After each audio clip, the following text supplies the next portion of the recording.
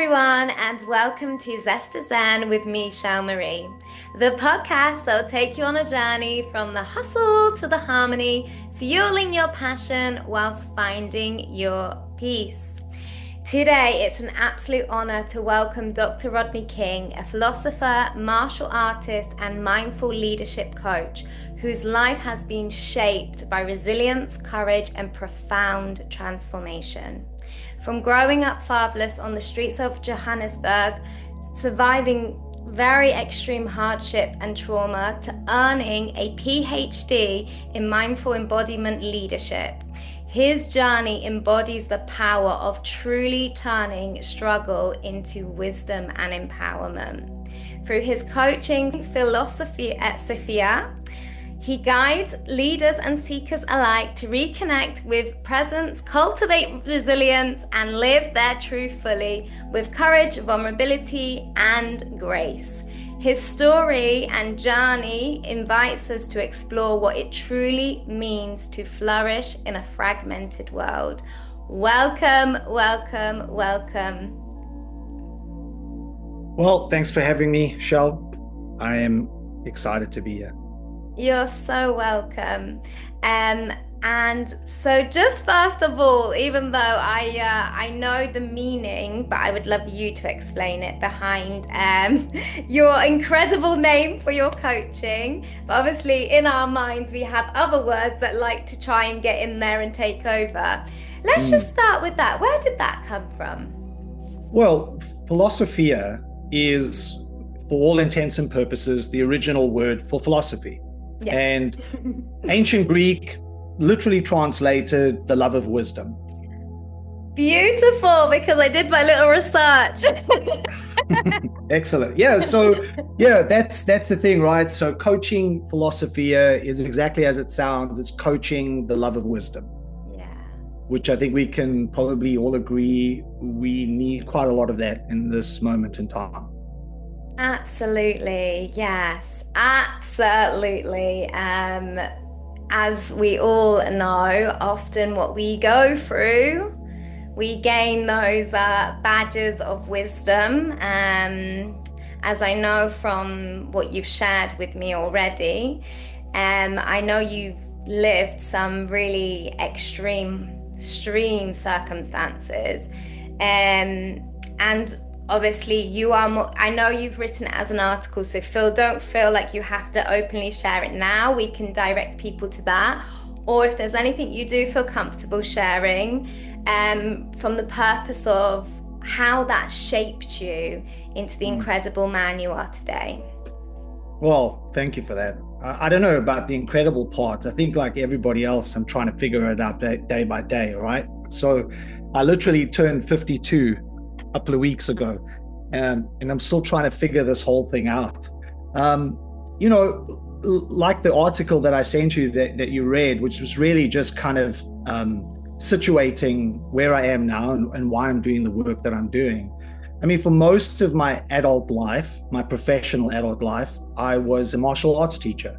That's what I did. And it was great. It gave me some amazing opportunities. I got to see the world. I probably would never have had that opportunity had I not. And I taught seminars everywhere, from Hawaii to Anchorage in Alaska to Perth in Australia. So I mean, I literally spanned the globe, right?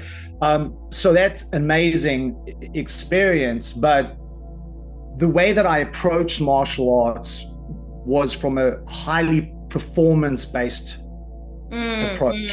Yeah. So it was really kind of always trying to meet those societal expectations of what success is supposedly seen as, right? So, optimizing everything, making sure that every round was optimized, that your sleep was optimized, that you were looking at your heart rate variability, that was optimized, all that kind of stuff, right? And the performance side of it meant that I was in there doing it, playing the game, right? So for anybody that knows anything about the modern martial arts world, I'm a Brazilian Jiu-Jitsu black belt. So I was doing live rolling with everybody. I was sparring full out for years. And long story short, things came to a head a few years ago where for quite a while, probably a decade, I hadn't been feeling well.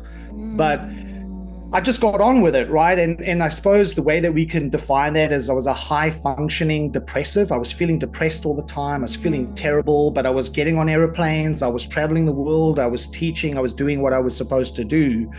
But then finally it came to a head.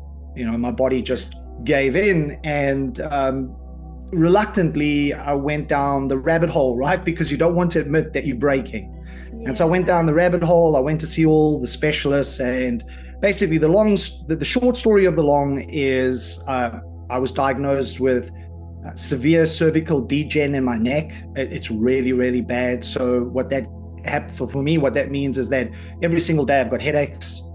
It messes with your sleep patterns. I don't sleep well. My moods were all over the place. But there was something else going on as well that I couldn't put my finger on, where there were moments where I was just literally losing my memory, like especially my short-term memory. And I remember a particular incident. I think it was end of 2019. I was in Thailand. I'd been there for a couple of weeks. I'd been teaching. I got up one morning, I looked down, and I couldn't remember how to tie my shoelaces. Oh my God. But not wanting to say anything and being shocked by that, I just basically put flip-flops on, and that's what I wore for 2 weeks. For literally 2 weeks, I just couldn't remember. It's something that I've done my whole life, right? We've all done that. Yeah. So once I went down the medical rabbit hole, the conclusion is that I have CTE-like symptoms. So that's a degenerative brain disease, and I'm simplifying it, but mainly it comes from taking too much contact to the head. So, being knocked unconscious, those kinds of things over time, there's a consequence to that. And I guess the difficult part is that they can't definitively say that you have CTE while you're living, because we haven't got to that point yet. So when people pass on and they do an autopsy and then they look at the person's brain, from that they can say definitively, okay, you have CTE. So we've got to the point now medically where, neurologists and neurosurgeons and the people in that space will say, well, you're exhibiting all the CTE-like symptoms, which is very, again, like I'm simplifying it, but very much like the kinds of symptoms you would see in Alzheimer's or Parkinson's, something like that, right? And so, yeah, it's been a roller coaster ride the last few years, because in essence, what it came down to was, look, you have to stop doing what you're doing. Yeah. You can't do this anymore. You have to find another way to make a living. That in itself is really hard to take when you've spent your entire life doing something. And it's not just the 3 decades that I taught. I've been training martial arts since I was 6 years old.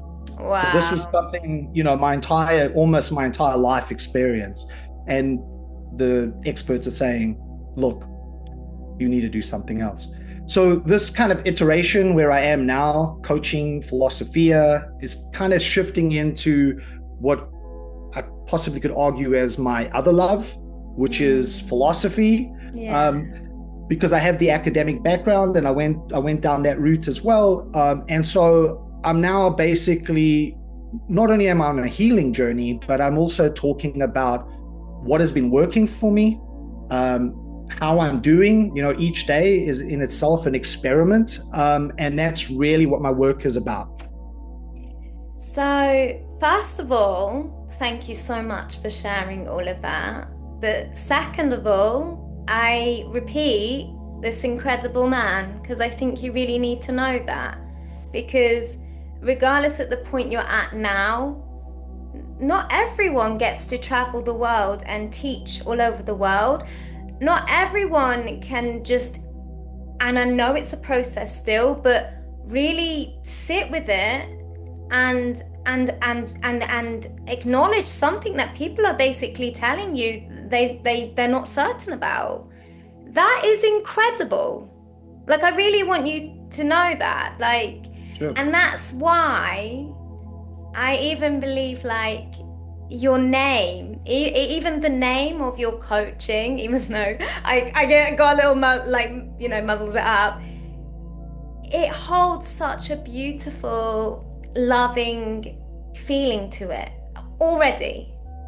Because I know, and I know it's easy to say this, but what I kind of read between the lines is, and I know this more so for men, and I think this really is something that really needs to be addressed more, is there's so much doing and there's so much suppressing, and although externally, like, wow, yes, you got to see the world, you were in your, you know, even from 6, and that is like you're almost mourning something, and I'm sure there is a way still that you can 100%, you're an intelligent man, can incorporate that still back into your life. No one ever takes anything from us, but what I really heard was there was a lot that went really, you didn't, like, I can't put words in your mouth, but you didn't have the time to sit with yourself and really process all that happened in your life.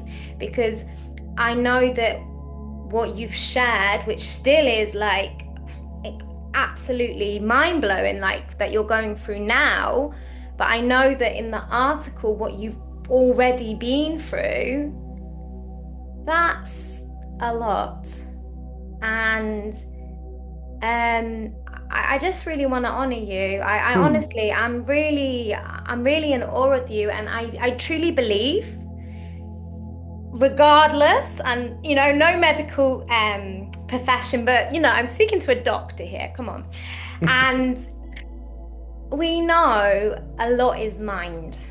We know this, and we hear these miracles daily, and I believe we can believe what we're told, or against the odds, we can defy it.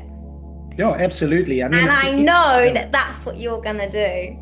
Yeah, I hope so. I mean, that's my goal, right? You will. I think the one thing that stands out for me throughout my life is, of course, I'm not saying that when bad things happen to me that I didn't feel it like everybody else, but it's very evident as I look back on many of the things that happened, as bad as some of those things were, like surviving trauma as a kid and all these things, that I wouldn't be where I am today had I not gone through those. Yeah. So I think it's very important, especially at this moment in time for myself. Again, I'm looking at this moment and going, okay, what is not only what is the lesson, but what is the message? Yeah, absolutely. And again, you know, when I was told, look, you've got to stop doing what you have done for the last 3 decades. And of course, we can talk about that. There's other issues with that too, right? There's other things that one has to consider. One, that's my livelihood. That's how I make a living. Yes. That's how I keep the lights on, right? It's like, you know, it's not just your passion. Hello, exactly. This is the way I get through life. Exactly. This is how I keep the lights on. This is how I put, you know, food on the table. Yeah. So that's the other side of it, which we can talk about.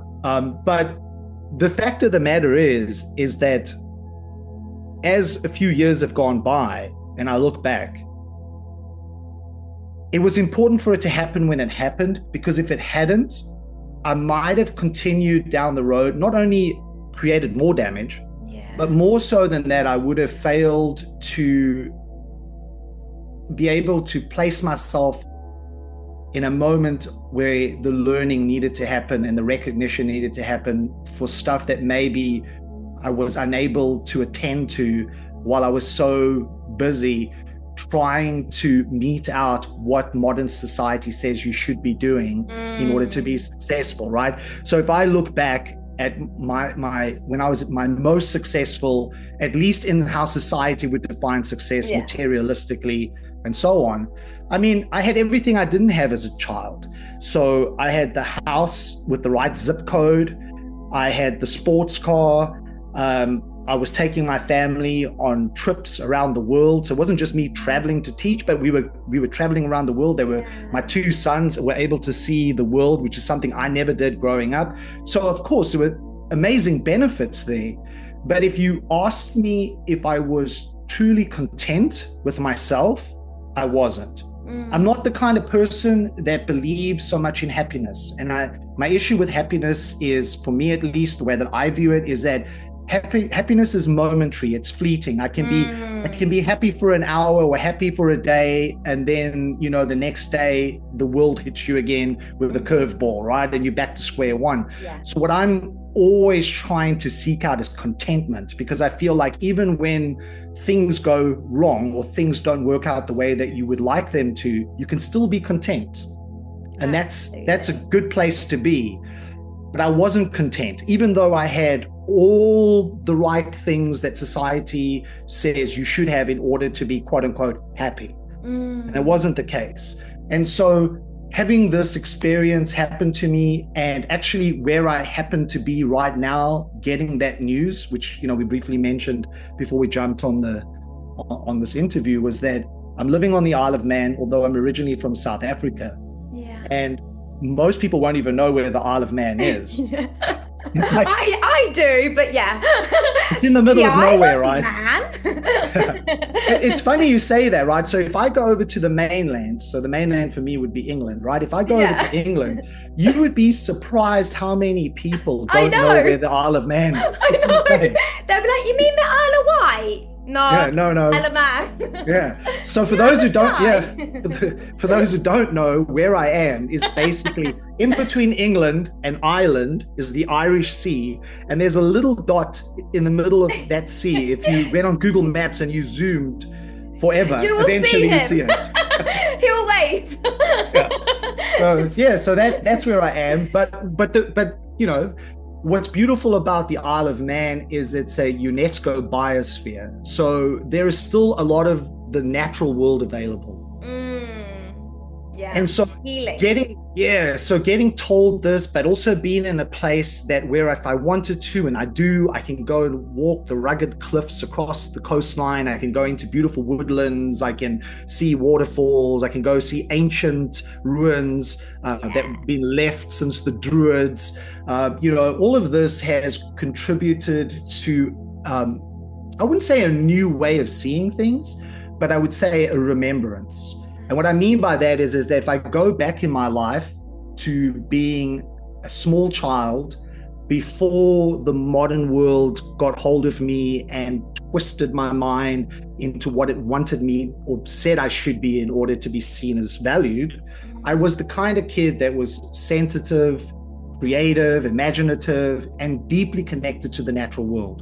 And probably from 6 years old onwards, it slowly faded and was forgotten. It was buried because I was trying to survive, right? I mean, just on that, just to give some context, I was brought up on the south side of Johannesburg, which is government housing. It's like the projects in the US. So I grew up in an impoverished neighborhood where, especially in those neighborhoods, if anybody's ever had that experience knows, you have broken families, you have drug dealers on the street corner, there were bullies everywhere. School was horrible. My mother was a raging, abusive alcoholic. So nowhere was safe. And so from the earliest age that I can remember, once I started becoming aware of all of this, which I roughly put around 6 years old, I started just thinking about how do you survive that? And so everything became about survival. That's the reason why I started karate at 6. Yeah, because I was like, I need to learn how to protect myself. And it was very evident in my neighborhood, how smart you were was completely irrelevant. What mattered was how tough you were. And so from an early age, I started putting on a mask, a persona, to survive the environment that I was in. And like I said, the outside environment wasn't safe, but my home, the one place that should be safe, wasn't safe either. Yeah. So that kind of steered me in a direction that, yes, in one sense, it gave me enormous amount of inner fuel to drive forward. Where I saw many of the kids around me giving up, I decided that I needed to find a way out of here. Because I remember distinctly, this is a good example. I remember distinctly being a teenager, and there was a guy that lived across the road from me. He was a few years ahead of me, and everybody was celebrating because he had just got a job. And in my neighborhood, like, you really made it if you happened to get a job down the road at the factory and became a welder. Wow. And I'm not saying there's anything wrong with welding, I mean, the point is like, I thought to myself, is that as good as it gets?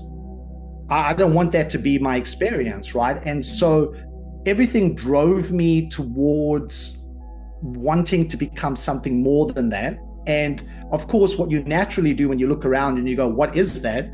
You look at modernity and you look at the way the modern world is structured, and capitalism, and what you are said that you should have in order to be successful. Like I said, the sports car, the house in the right neighborhood, all these things. And so that's kind of where my mind went, and that's what I focused on.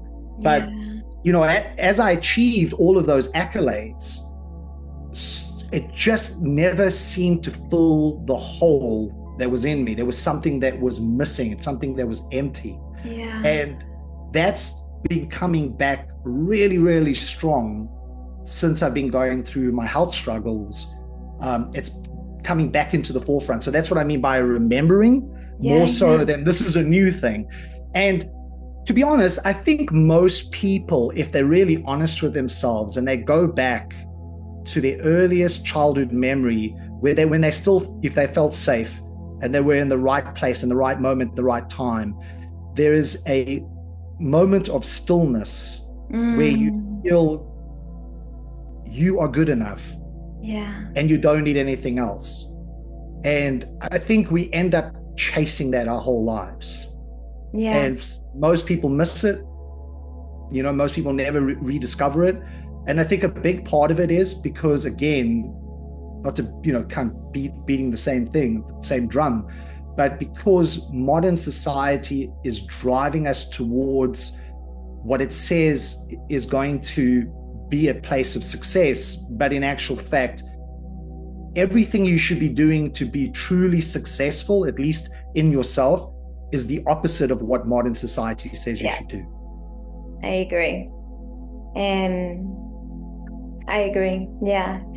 And I would love your take on this, but with obviously the coaching, I find that the more you're able to uplift, inspire, support, be of service, and it's not saying what you did previously, but of course you put all that discipline, all that time, all that effort, and you were really pouring into your family and so many people. Like, wow, you enriched their lives so much. So even then, you still were, whether you made that link or not.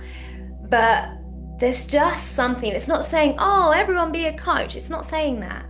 But it's just taking that step back and like what you're saying, checking in with yourself and just really thinking like, okay, actually, why am I doing this?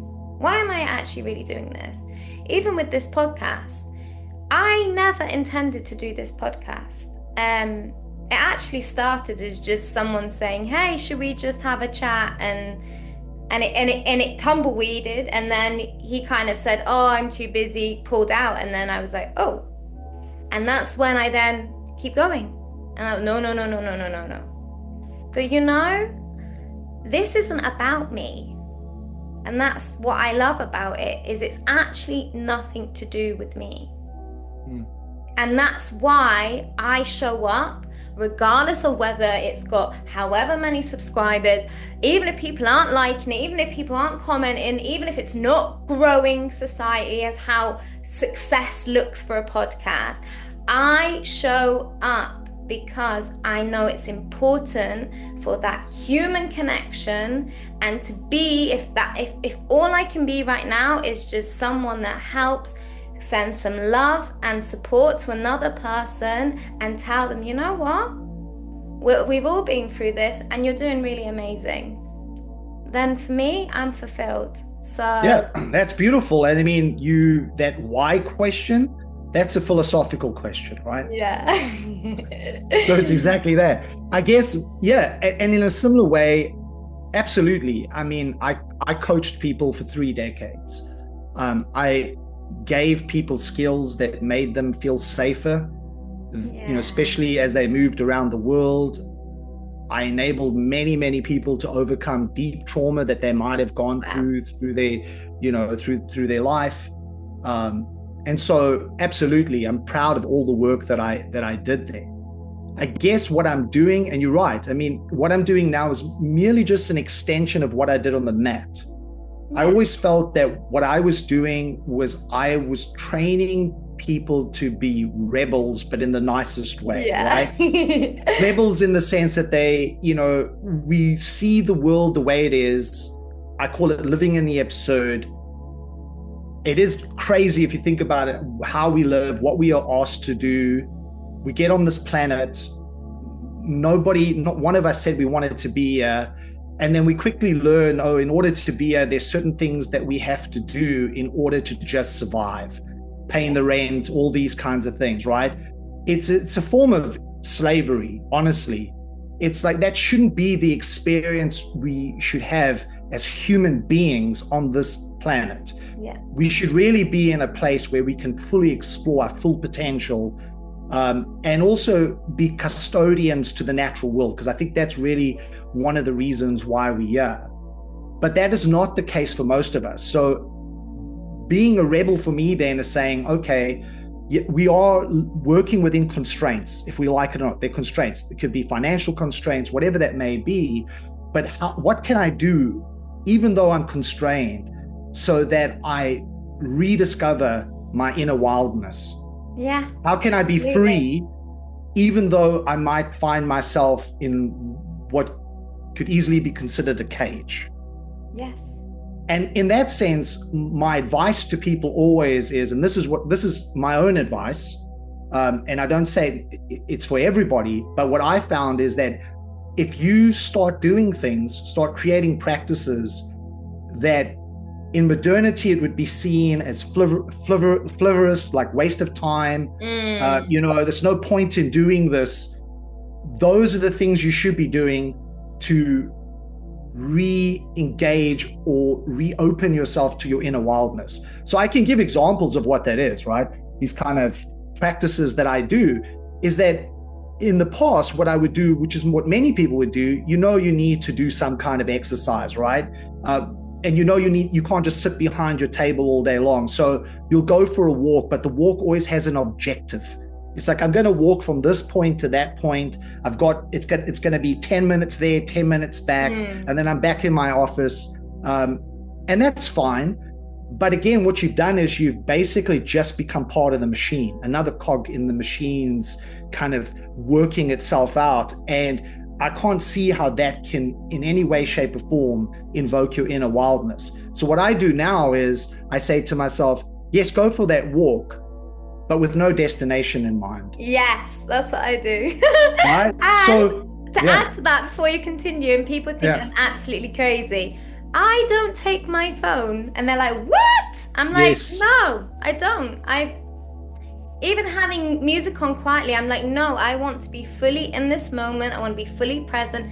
And that's what children do. Well, kind of. Let's hope that they go back to that without the phone. But well, I think depending on your age, right? But we definitely used to do that. That's for sure. And even that, I mean, we could talk about it, but how sad is that children don't have those experiences anymore? That everything has to be timed, everything has to be curated, everything has to be justified before you do it, right? So yeah, go for a walk, no destination. If you feel like you have to put a time frame on it, then that's fine. But ideally, try to do it where you don't have to, right? Where you can just take that walk, and wherever you land up, you land up. Yeah. And that's an incredible experience. And it seems so simple and so ridiculous. How can that make any difference? But if you're really honest with yourself, in a society that everything has to be optimized and everything has to be measured, that is a moment of rebellion. Of course, yeah. Even you can change that entire experience in different ways. I mean, I wrote a book about it, Walking Lived Philosophy Home, where because I'm on the Isle of Man, and because especially during COVID, I was walking so much, and I found that just going out and walking in nature had such a powerful effect on my mental health. But I recognized, again, people are living within constraints. Not everybody has access to the natural world, but you don't have to do it in that kind of setting. You can set it up in certain ways that you can do it anywhere. One example of that would be just go down to your local park. Yeah. Right? Do the walk there, do it amongst the trees. If you don't have a local park and you have to walk within a city, then see if you can do the opposite to what everybody else is doing. Try to walk as slow as you possibly can. Yeah, that will definitely give you some insight. Yeah, and you see, you start slowing down. Like it's fascinating to me because I'll pull this one out when I'm in London, right? So yeah, I'll start. I was straight away thinking of London. Yeah, I start, and they get upset, right? People get upset. But it's like human traffic. Sorry. Yeah, exactly. So I just slow the pace down, slow the tempo down, slow your mind down. Just observe. And not only do you start to see how ridiculous this whole setup is, but you start reflecting it back on yourself and going, am I moving in the world this way? And if I am moving so fast, so hard, with such kind of, tenacity to get everywhere, what is that doing to me internally? Yeah. Is that not part of the problem here, right? I mean, I think most people that have heard anything as of late, because it is everywhere about, your nervous system, and people are talking about different kinds of ways of, managing your nervous system. Well, the truth is most of us are running hot all the time. The sympathetic nervous system, the fight and flight response is running hot all the time. Yeah. And if it's always in that mode, there's going to be negative consequences. It's going to eventually start eroding not only your physical health, but your mental health as well. And so just like over the last few years of doing these things, like slowing things down, just sitting somewhere just to be sitting without anything to do, right? All these kinds of practices are really powerful. They really are. And what I found fascinating about them is that initially they're really difficult to do, right? Because everything in you wants to make every moment count. You should be busy, you should be doing something. And so you resist it. But as you start leaning into it, as you start just sitting with these moments, you start finding after a while that when you are pretty busy, your body craves it, and your body wants you to take that walk to nowhere, or it wants to just slow down, or it wants to just sit and stare out the window. I mean, just where I'm sitting now, across the road, there's a garage, and for some reason, which is great for me, but there's an entire little pond that's been created on top of this roof. And I can see it right now. And especially in summertime, all the birds are there, and they're washing and they're playing in the water. I can't tell you how much time I've just sat here just watching that, and how important that experience has been for me, because most people spend almost no time anymore just with themselves. Absolutely. There's actually something that only happened yesterday, the synchronicity aligned with what you just said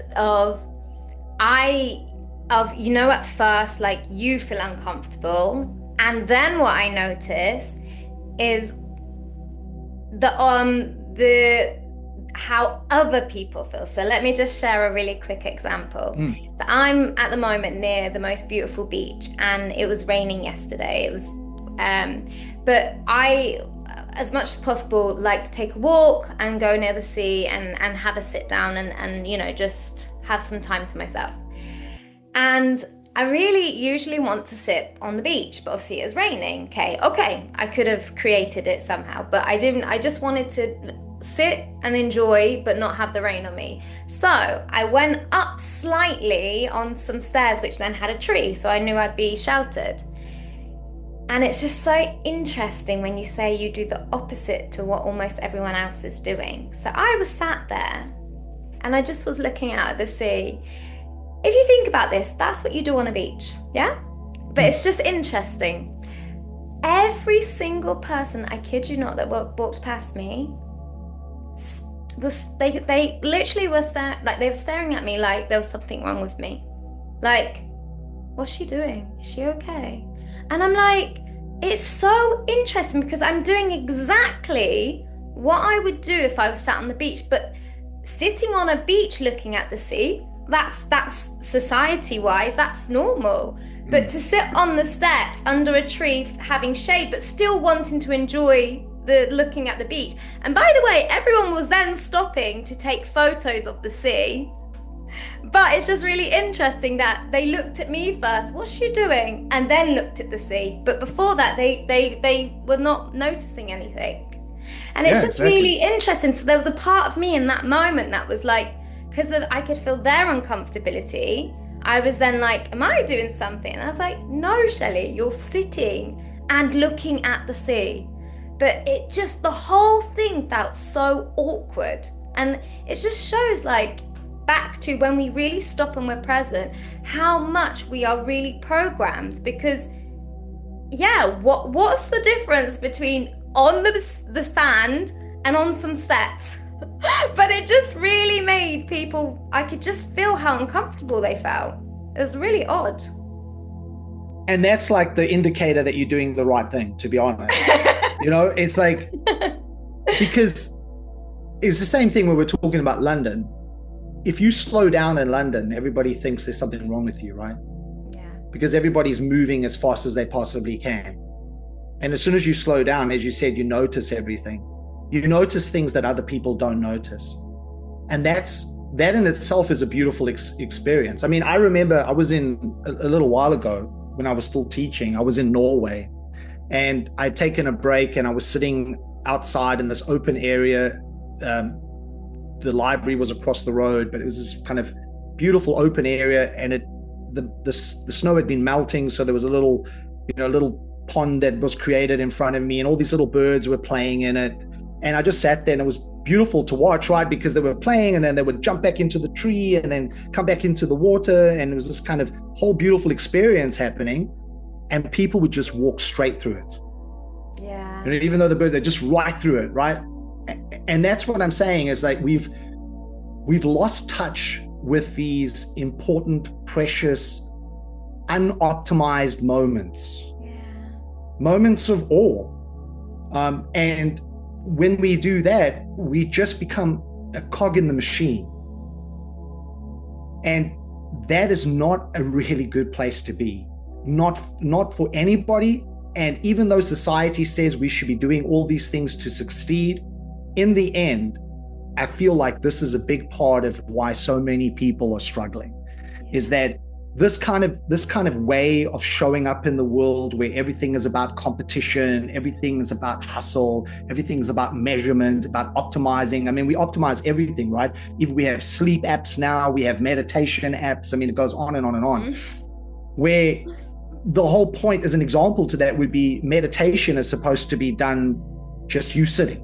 Yeah. You just sit. Zazen, right? You sit and that's it. You just sit.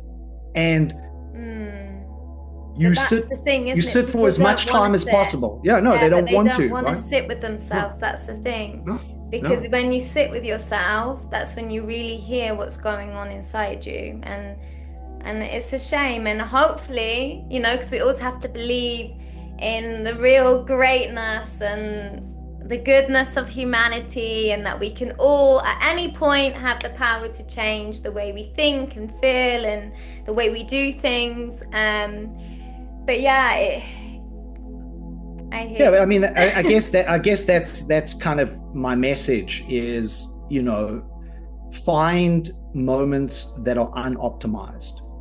Yeah. Even though you are in the constraints, right? Even though you have to get certain work done, you have to meet certain deadlines and so on, but find these moments that are unoptimized that the machine can't capitalize on. And that can be just moments of just taking 5 minutes just to sit with yourself. Yeah. That in itself is a start, right? And if people say, well, I can't meditate, well, you don't need to do it the way that you think it needs to be done. Just sitting anywhere for a few minutes, just with yourself, just fully embracing everything that you feel, everything that is moving through you, everything that's happening on the outside without judging it, just allowing it to do its thing and just be with it.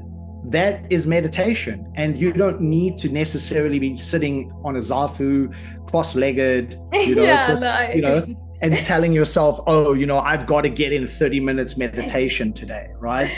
So all those small little things that you can do that exactly as you said, go for a walk without your phone, that's an unoptimized moment. Yeah.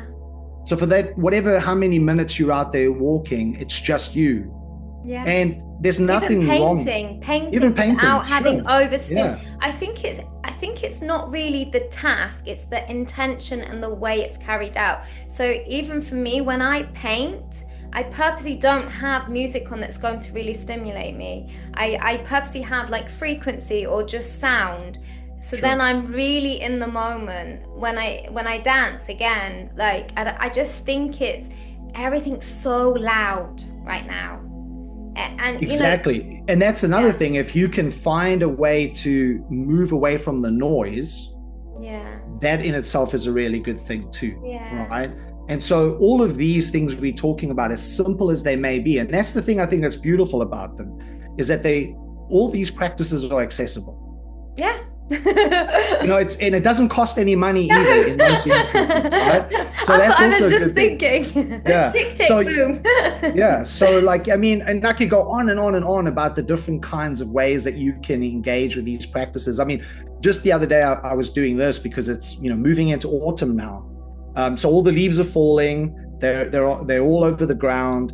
And one of the things I do is just see if I can walk across a pathway where all the leaves are, but as softly and as quietly as I possibly can.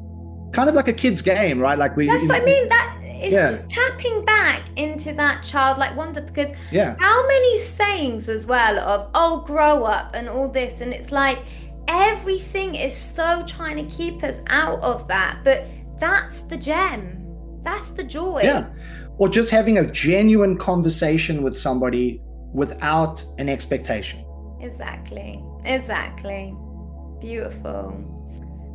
Wow, Dr. Rodney, it's been absolutely amazing. I knew it would be. Thank you so much. I know that there's so much we could still even uncover, but I want to be really conscious of your time.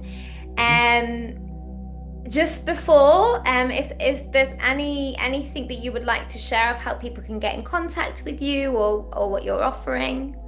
Sure. I mean, coachingphilosophia.org is the place they can find me. I've written 2 pieces of work, kind of touched on it slightly. It's called Living in the Absurd and Flourishing in the Absurd, which has a lot of these ideas in it, articulated, obviously, in a way that I think is accessible. They're totally free. Amazing. So, we can make the links available in the show notes, or they just can go to the site and they can download it there for free as well. Yeah, we can do all. We'll make it as easy as possible for people.